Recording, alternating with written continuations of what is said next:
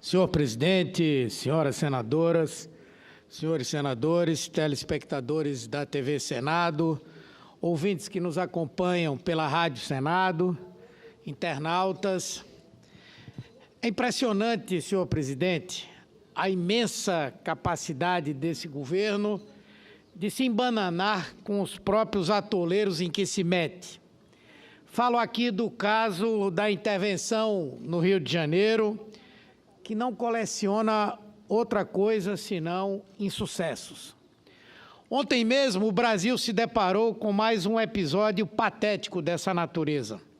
Uma hora, o presidente da República anuncia o envio de 800 milhões de reais para financiar o seu Teatro Fluminense. Outra hora, repreendido pelo general interventor, sobe esse valor para 1 bilhão de reais, que é, de fato, 1/3 do orçamento pretendido pelas Forças Armadas para toda essa operação. E nós nos perguntamos aqui nesta casa, e as demais unidades da Federação? Sem qualquer demérito ao Rio de Janeiro e à sua situação de segurança pública, por que os demais estados e o Distrito Federal não merecem atenção similar do governo para combater a criminalidade em seus territórios? Esses são recursos que o Palácio do Planalto promete destinar da reoneração da folha, que nem foi aprovada ainda neste Congresso. E o presidente da Câmara, que é do Rio e pré-candidato a presidente da República, diz que vai querer aumentar o valor destinado. É um privilégio ao Rio e uma discriminação com o resto do país. É um custo altíssimo que o Brasil está pagando para manter uma intervenção inventada pelo governo, cuja única finalidade é buscar popularidade para as eleições. Em que melhorou a situação do Estado desde que começou essa pataquada? Em nada. Todos os dias há tiroteios e gente assassinada em assaltos, em brigas de gangues, gente morta por balas perdidas, muitas das quais crianças. Na quinta passada, a vereadora Marielle Franco e o motorista Anderson Gomes foram executados em pleno centro da cidade. O crime organizado mostrou que sequer se sente intimidado por essa intervenção, que não a teme. E quais os resultados práticos das investigações até agora? Nenhum. O presidente da República tem hoje 2 cadáveres no seu gabinete e nenhuma resposta. O atrapalhado ministro da Segurança Pública deu entrevista dizendo que a munição utilizada foi obtida em um roubo aos Correios na Paraíba, praticado por um ex-policial.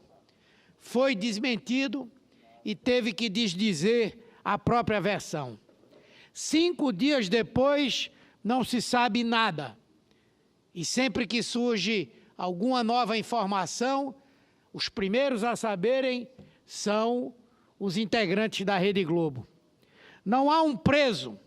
E o governo federal, responsável pela segurança pública do Rio, está inerte, empurrando milhões do dinheiro público numa operação desastrosa, num saco sem fundo, enxugando gelo.